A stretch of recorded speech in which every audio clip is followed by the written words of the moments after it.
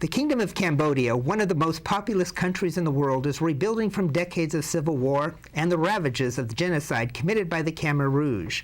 1/4 of the country's population was left dead, and thousands became refugees. Refugees fled to other Asian countries, but many journeyed to the United States. Our neighboring city, Long Beach, for example, is home to the largest population of refugees outside of Cambodia. How are the Cambodians faring today? What did Cal State Fullerton journalism students experience on their first journey to the southern portion of the Indochina Peninsula in Southeast Asia? That's our story on this edition of World Press, coming up next.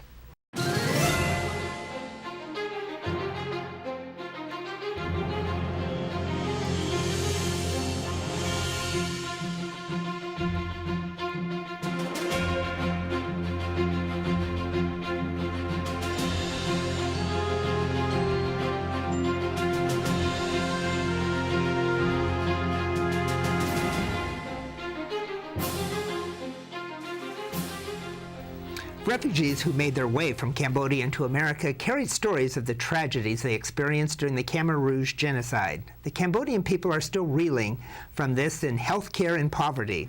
A group of Cal State journalism students led by Professor Jeffrey Brody and Communications Dean William Briggs traveled to Cambodia to get a first-hand account of the horror of the Khmer Rouge that tore this country apart.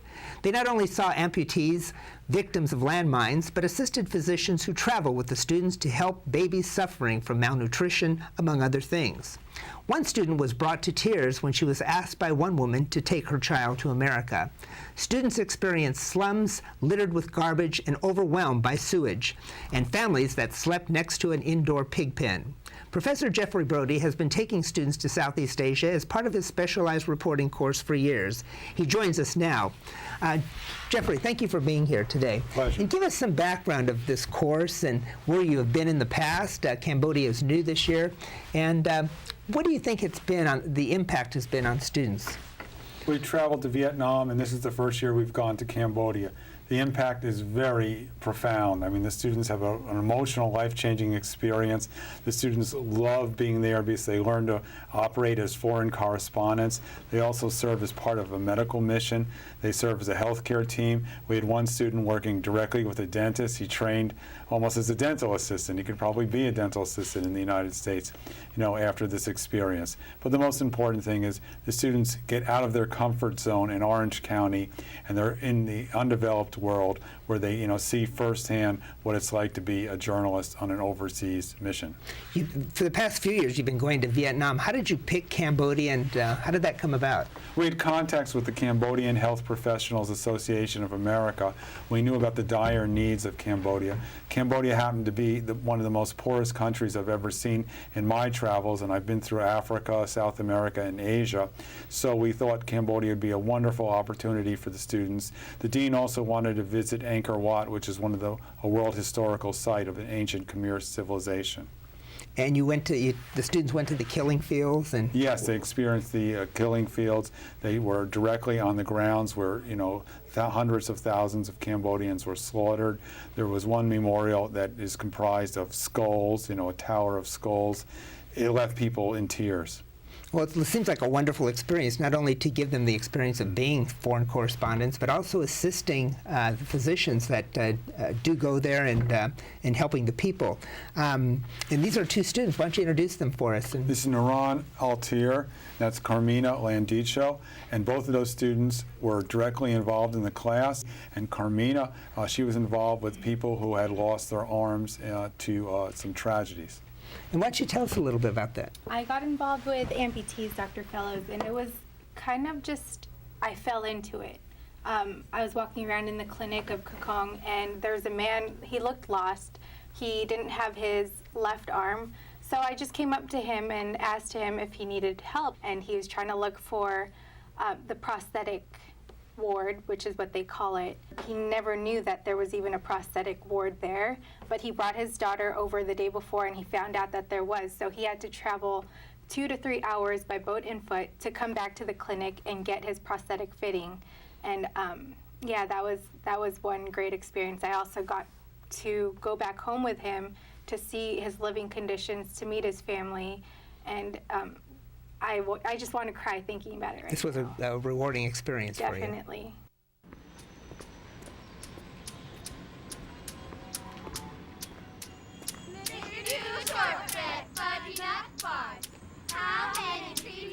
the speed jar.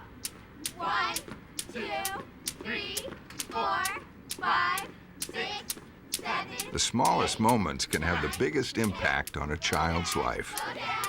Go, Dad. Take time to be a dad today.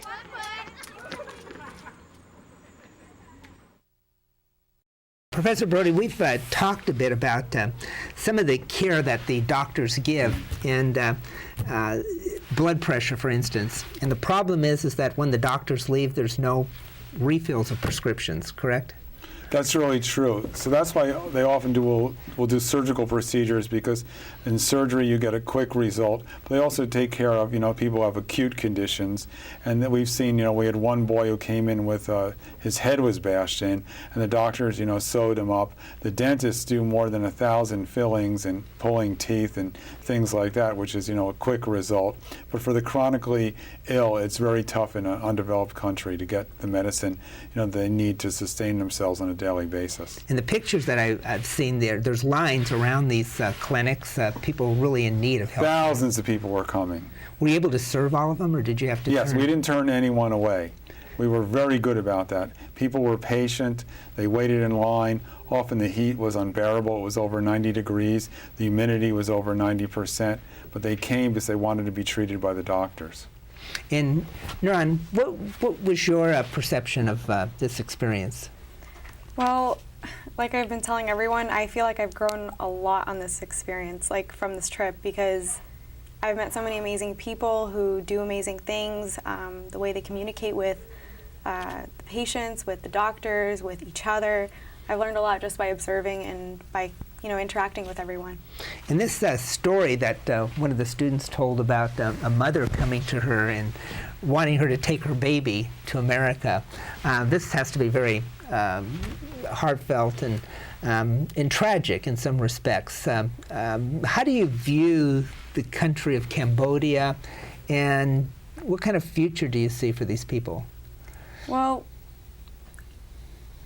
it's more of a hope rather than I actually see it happening, but I do hope that the people of Cambodia kind of pick themselves up by the bootstraps and just kind of work towards a better future. Would you go back? I would definitely go back, especially because I am kind of familiar with a developing country since I'm from the Philippines. I saw a lot of my family and the people that I'm familiar with in their eyes, and that kind of made me want to help them more. And I feel like my work there isn't done yet. Professor Brody, we've talked a bit about some of the care that the doctors give and blood pressure, for instance. And the problem is that when the doctors leave, there's no refills of prescriptions, correct? That's really true. So that's why they often will do surgical procedures, because in surgery you get a quick result. But they also take care of, people who have acute conditions. And that we've seen, we had one boy who came in with his head was bashed in, and the doctors, sewed him up. The dentists do more than 1,000 fillings and pulling teeth and things like that, which is, a quick result. But for the chronically ill, it's very tough in an undeveloped country to get the medicine, they need to sustain themselves on a daily basis. In the pictures that I've seen there's lines around these clinics, people really in need of help. Thousands of people were coming. Were you able to serve all of them, or did you have to Yes, turn? we didn't turn anyone away. We were very good about that. People were patient. They waited in line. Often the heat was unbearable. It was over 90 degrees. The humidity was over 90%. But they came because they wanted to be treated by the doctors. Very good. I think you all sound like you had a great experience, and certainly an educational experience and a humanitarian experience. And thank you all for being here today. Nice. Hey guys. Ooh, I've been looking for that.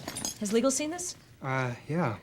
Cheryl, what happened to your, Oh, yeah, I know. If it gets any worse, I'll have it checked out. worse? How could it get worse? Yeah, maybe we should call somebody.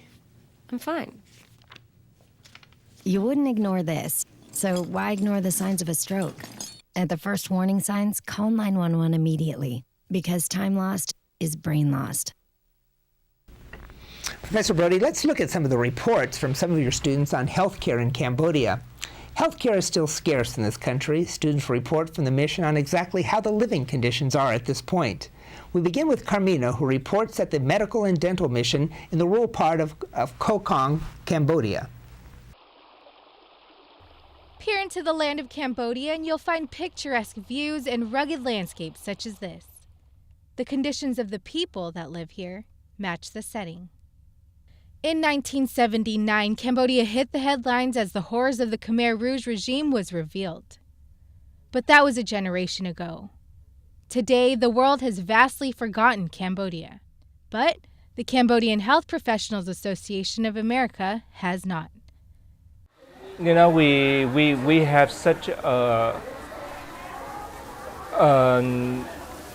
great medical system, you know, in the U.S. I mean, that's the top of the world, and you come here and you see people who never been seen before, you know, living with problems all their lives. In March 2012, the Cambodian Health Professionals Association of America embarked on its second mission to Cambodia. Started by Dr. Song Tan, a Long Beach MD, the CHPAA strives to continue care for the Cambodian people. Cambodia remains one of the poorest, least developed countries in Asia. The degree of Cambodia's standard of health care, among other indicators for a better quality of life, need to be improved. Where we're going this time is to an area towards in the southern part of Cambodia, towards the Thai border, that probably has had little contact with medical care or any dental care at all. The 6-day phase of the mission took place at the Kro Kuong Provincial Hospital's clinical quarter to evaluate and treat over 6,000 people. She had that this have American doctor to treat them. The ones who were able to travel to the clinic came with neglected deformities and traumatic illnesses that have been left untreated. Families lined up before sunrise, trying to find a miracle cure for a lifetime of suffering. It's like getting free medication. They're very happy, and I hope you come again. With the suffering they have been dealt with, they managed to find ways to celebrate that they are alive and still have each other. Each face was a testament of strength, of loss, and now rebirth. Every morning, Cambodia is provided with a calm sunrise, and with each new day comes an opportunity to forge ahead. Karmina Landicha reporting from Kokong, Cambodia. An important part of the clinic was the healthcare equipment. Lena Norena will show us firsthand the difference these equipment donations had on the humanitarian efforts. Albendazole, Bactrim, and Advil were among the medicine that was brought to Kokong province in Cambodia, where the population is struck by disease and chronic illnesses like heart failure and diabetes. All this was in preparation for a medical and dental mission led by the Cambodian Health Professionals Association of America. Drug preparation was an essential part of the mission, but also the toughest. At the Kokong Provincial Hospital, the pharmacy was the bottleneck of the entire operation, with hundreds of patients waiting to get their meds. These boxes carried medicine to temporarily help with joint pain, heart conditions, skin problems, abdominal pain, diabetes, and the common cold, among others. Chippa was in Kokong province for 1 week and continued making trips to different poverty-stricken communities every year. From Kokong province, Cambodia, I'm Lena Norena. Professor Brody, you've done a great job with this class, and what's next? What are you looking at for next year? We may go back to Cambodia. We could go to Vietnam. I'm also checking out Myanmar, maybe Nepal.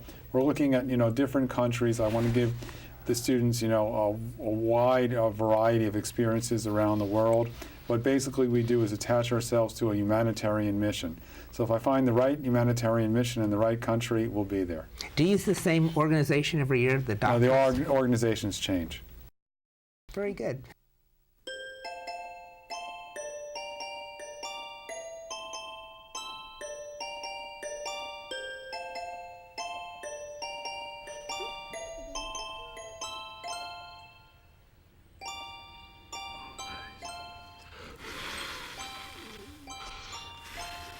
The smallest moments can have the biggest impact on a child's life. Take time to be a dad today. The people of Cambodia never get to see a dentist. The outside foods have added a great deal of sugar to their diet, which has caused a lot of tooth decay. Joseph McHale shows us exactly how the dentists of the mission saved many lives through their care.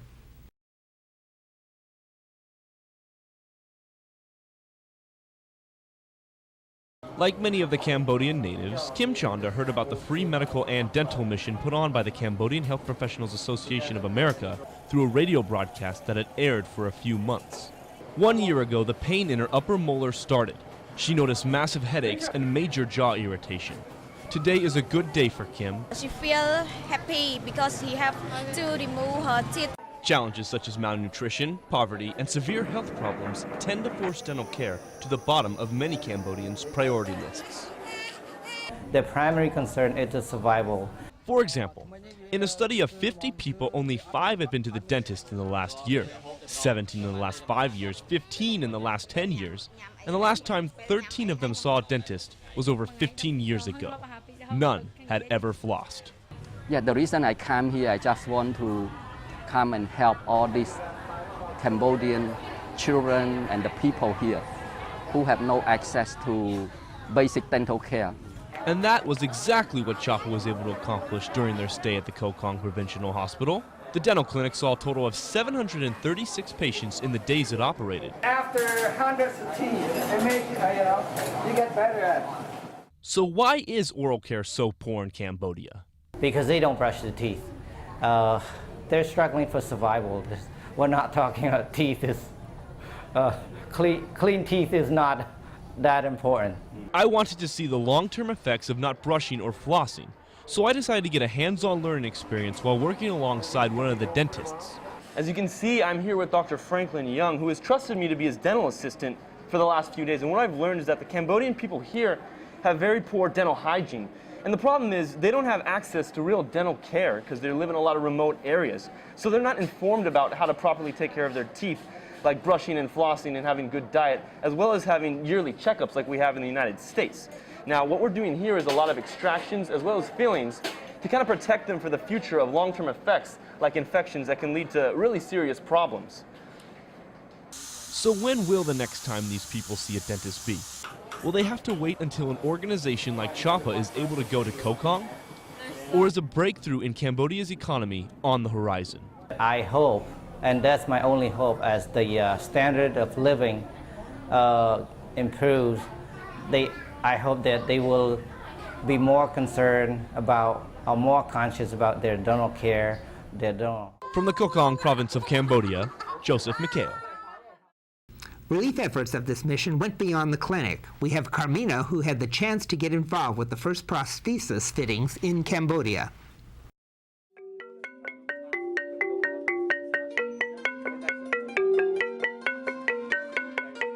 At their age, when most men are thinking of retirement or at least settling down, these men are thinking of just feeling normal again. Meet Manham and Pot Narom. They are learning what is second nature for most. Man had to stop working after being shot at his right elbow as a soldier in 1972, and Pot Narom almost lost his life as a refugee of Pol Pot's regime. Pot lost hearing in his right ear. Both of his eyes had been blown out, and his right hand detached. Oh, that's the battlefield, and he tried to escape, and it hit by the weapon called the 79 bomb. In this world, there are 250,000 amputees worldwide who are registered by the United Nations. Now that figure is on the rise due to poverty, little to no health care, landmines, war, and other forms of violence. You know, you have to have a permanent clinic. I donate my facility to Chapa, to the United States, for the LN4 Prosthetic Hand Foundation. We ship them from the United States to Cambodia. The process begins with the fitting, then Danny and Juanita make sure each hand is tweaked to fit like a glove. And then it seems there's an instant connection between each patient and their new hand. Whether the person ends up using this on a regular basis I love to see the fact that they're excited to receive these, that they try to grip things like the broom handles, really like the idea of being able to eat more normally again. That's fantastic to see. All patients have to relearn movements such as writing, drinking, and eating. But this event provided more than just mobility. To Man and Pot, it has created a life-changing effect.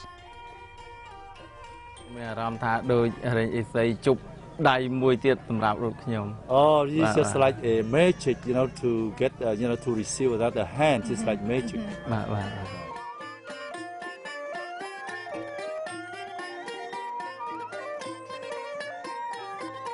Reporting from Kro Kuong, Cambodia, I'm Karmina Landicho.